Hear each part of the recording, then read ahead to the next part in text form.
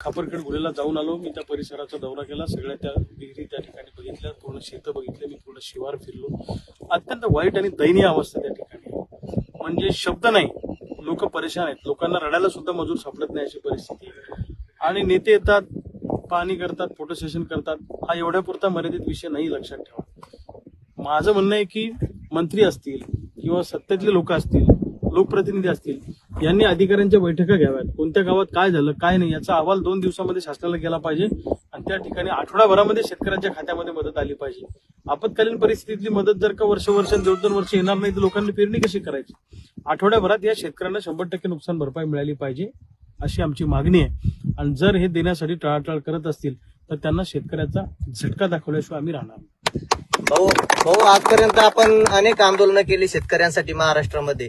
तर जर आता अनुदान शेतकऱ्यांना नाही मिळालं तर आपण कोणत्या आंदोलनामार्फत शेतकऱ्यांना न्याय देणार? तेच सांगितलं की सरकारचं धोरण असं असतं. आता हे सध्या नुकसान झालंय, 2 दिवस येतील, नेते पाहतील, फोटो सेशन करतील, बातम्या छापून आणतील, आम्ही गेलो, असं झालं तसं झालं. नंतर हे वातावरण थंड झालं की शेतकऱ्याला तर शेतं तशी ठेवता येत नाही, त्यांना तर पेरावंच लागणार आहे. पेरणीला पैसा कुठून तरी व्याजाने आणावा लागणार आहे, इकडून तिकडून पाहुण्याकडून आणावं लागणार आहे.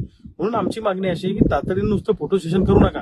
मंत्र्याचं काम काय असतं? अधिकाऱ्यांना घेऊन बसणं, कोणत्या गावात कोण गेला, कोणत्या गावात कोण गेला, मॅनेजमेंट करणं. तसं डिझास्टर मॅनेजमेंट नावाचा प्रकार असतो. तशा पद्धतीने जसं कोल्हापूर सांगलीला महापूर आला, लोकांचे 2-3 मजले पाण्यात गेले, सगळं उद्ध्वस्त झालं, जनावरं गेले, सामानाचं नुकसान झालं, शेत्या वाहून गेल्या. अशा परिस्थितीमध्ये कोल्हापूर सांगलीच्या लोकप्रतिनिधींनी पासपोर्ट मोबदल्याचा GR बदलून घेतला, पासपोर्ट मोबदला केला, लक्षात ठेवा तुम्ही. आणि त्या भागातल्या लोकांना पासपोर्ट मोबदलाही मिळाला. आणि त्या भागातल्या जनतेचं जीवनमान सावरण्यासाठी सगळी यंत्रणा राज्यातल्या सरकारची तिथं उतरली, लक्षात ठेवा. मग आपल्या भागातले नेते का करू शकत नाही? जर पश्चिम महाराष्ट्रातले कोल्हापूर सांगलीचे नेते करू शकतात तर बुलढाण्याच्या नेत्यांना काय धाड भरली का? त्यांनी सगळी यंत्रणा इथं बसवायला पाहिजे, कलेक्टर बांधावर पाहिजे, सगळे तहसीलदार बांधावर पाहिजे. हे जे नुकसान झालं हे काही संपूर्ण जिल्ह्यामध्ये झालेलं नाही, लक्षात ठेवा. हे नुकसान लोणार पट्टा, मेहकर पट्टा आणि सिंदखेड राजाचा पट्टा. त्यामुळे उर्वरित भागातले तहसीलदार, उर्वरित भागातले तलाठी, उर्वरित भागातले कृषी सहाय्यक या भागामध्ये 8 दिवस आणून बसवायचे आणि पटापट हे काम संपवायचं. हा सगळा अहवाल घेऊन कलेक्टरला घेऊन मुंबईला जायचं आणि 8 दिवसाच्या आत लोकांच्या खात्यात मदत टाकायची, तेव्हा दुबार पेरणी करू शकतील लोक. इतकं सरळ आहे. पण हे फोटो सेशन करण्यात आणि लोकांना रोडवर यायचं, फक्त फोटो काढायचा, निघून जायचं, कोरड्यात भेटी द्यायच्या, यानं हा प्रश्न सुटणार नाही. आम्हाला नुकसान भरपाई लागेल, नाही ह्या भेटी वांजोट आहेत.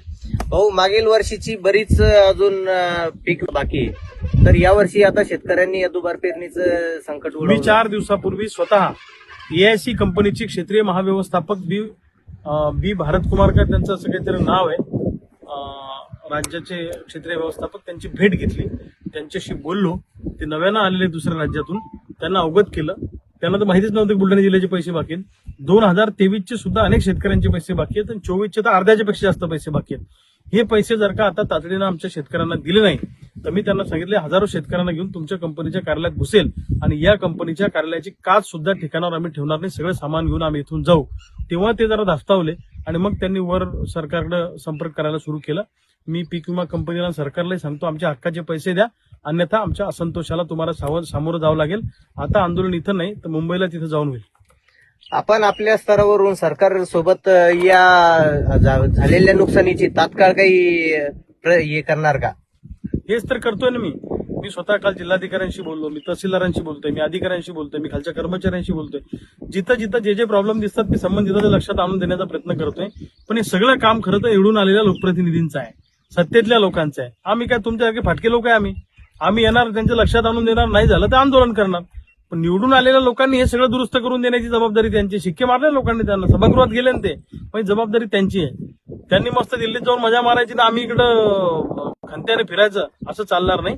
जे सत्तेत आहेत त्यांना जाब विचारला जाईल आणि नाही झालं तर त्यांच्या विरोधात पण आंदोलन होईल. आपण वडगाव तेजनमध्ये ज्या बागायती शेतीची पाहणी केली त्या नुकसानीबाबत आपल्याला काय वाटतं? आंब्याचे झाडं मोठ्या प्रमाणामध्ये तिथं होते, स्प्रिंकलर गेले, त्या विहिरी सगळ्या त्या ठिकाणी खचलेल्या आहेत, पूर्ण 1.5-2 फुटाचा माती त्या ठिकाणी वाहून गेलेली आहे आणि मोठ्या प्रमाणात त्या आंब्याच्या झाडांचं नुकसान झालेलं आहे. त्याची 100% नुकसान भरपाई सरकारने द्यावी अशी आमची विनंती आहे.